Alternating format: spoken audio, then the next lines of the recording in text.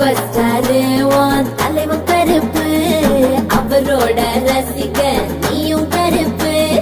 Super star மனசு ரொம்ப வெளுப்பு, அவரோட ரசிகருக்கும் அதே சிறப்பு.